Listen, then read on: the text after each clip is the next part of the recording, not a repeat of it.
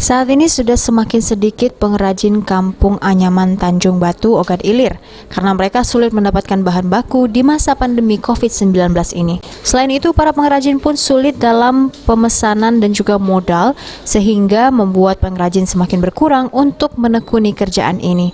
Saat ini aneka ragam anyaman tikar bisa dipesan di kampung Anyaman, dan tikar dari berbagai jenis kerajinan lainnya masih sangat diminati oleh pembeli.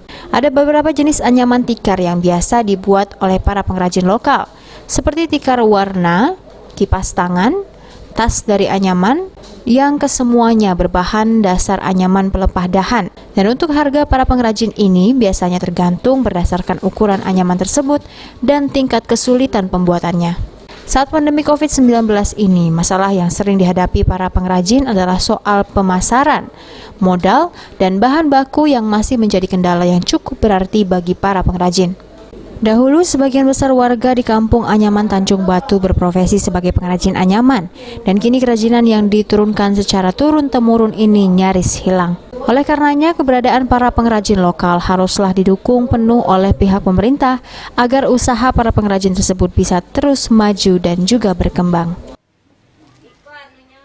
Ahmad Romawi, PAL TV.